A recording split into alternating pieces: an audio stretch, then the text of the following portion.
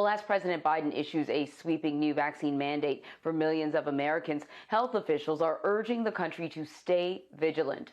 Dr. Anthony Fauci says that we will continue to be in the, quote, full pandemic mode until COVID cases dip to 10,000 a day.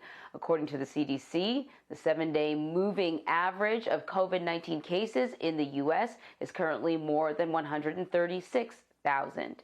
Infectious disease specialist Dr. Ogachika Alozi joins us now. He's the medical director for Sunset ID Care in El Paso, Texas. Thank you so much for joining us. Yesterday, President Biden announced his 6-point COVID strategy. And with only 53% of the U.S. fully vaccinated, some critics argue that the federal government should be stricter with vaccine mandates. What's your take on this? Think that the president has taken a much needed step.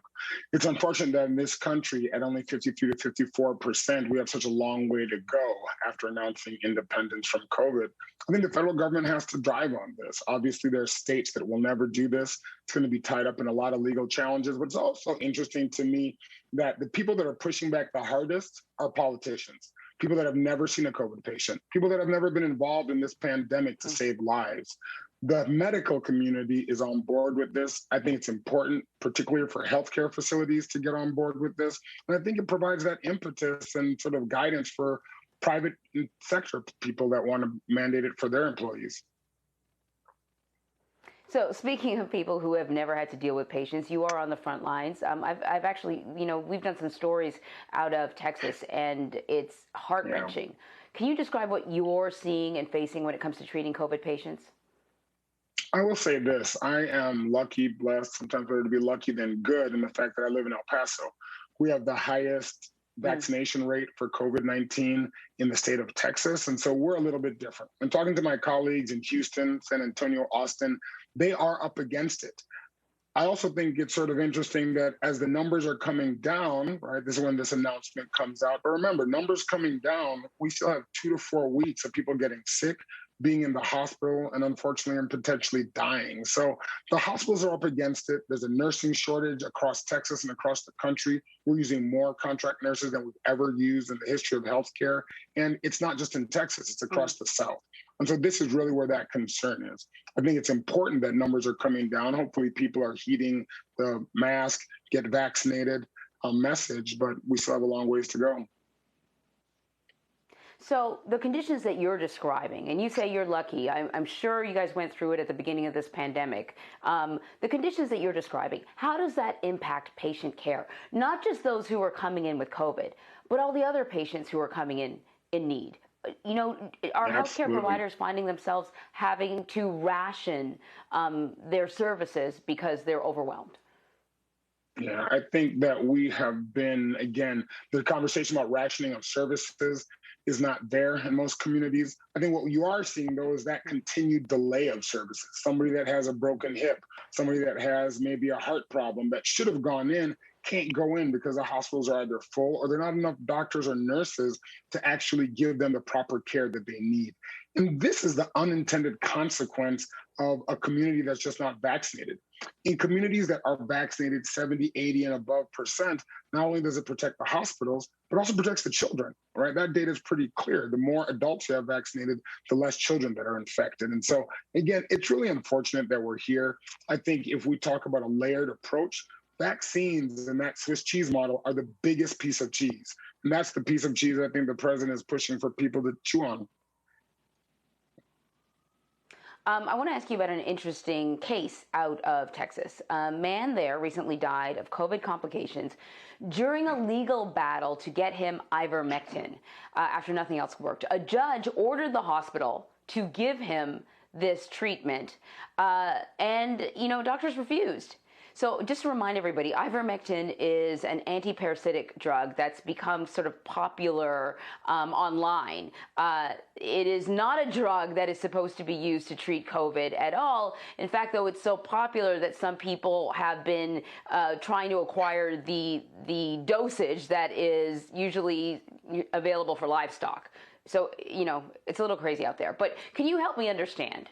Why a doctor would refuse to prescribe a patient a drug if this person is saying, I'm sick, nothing is working. Let me just roll the dice on this other drug that I read about on the internet. Why not just allow him to have it? I mean, I hear that argument a lot. I've been involved in some of these cases myself over the last 2 weeks, especially. And I think at the end of the day, right, our oath is to do no harm.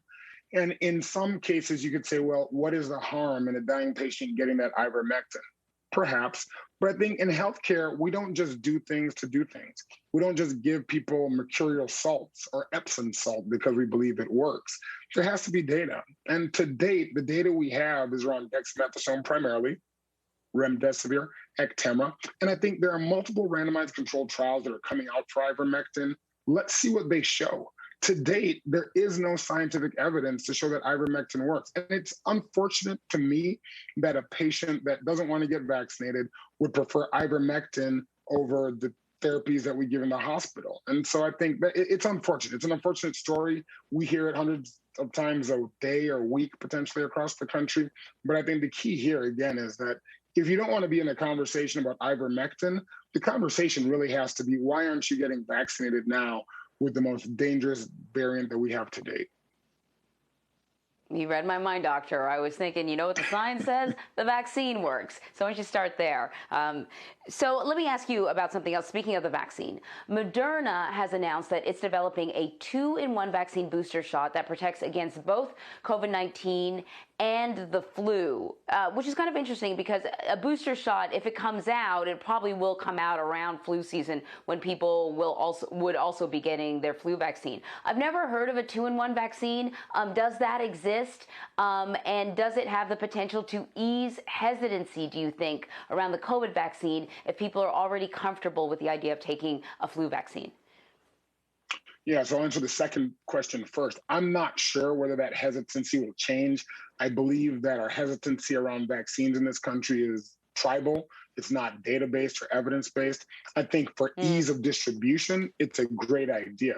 We already have multiple vaccines, whether it's measles, mumps, and rubella, or the Tdap, which is the tetanus, diphtheria, pertussis, right? And so we have vaccines that have multiple things in them already. I think this is a good idea for those that will get it. The problem we have in the United States is that we just don't have enough people that are getting it. And I think we're probably going to end up with 20 to 30% of our population that refuse vaccination. It's going to put us in a really tight position. I think it's also important to have this conversation about where we go next. And I know the arguments will be, well, Dr. Fauci said 10,000 cases a day. Some say 50,000 cases a day. I think just like buying a house, it's location, location, location. El Paso is not Miami. New York is not Baton Rouge. And so we're going to have to be able to tailor that so that local health departments can make those decisions.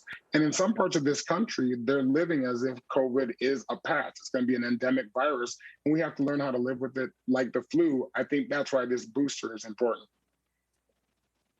I think that is such a good point that you made about location, and it seems to be something we have not been able to absorb for the entire time we've been battling this pandemic. That yes, you need sort of widespread regulations, guidelines, but also it's different in different locations. So just because you're not seeing an outbreak doesn't mean you're not at risk, that it might not be coming your way. So you do things to make sure that you can protect yourself.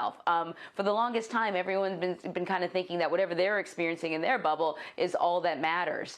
Dr. Ogachika Alozie, thank you so much. Thank you so much. I appreciate it.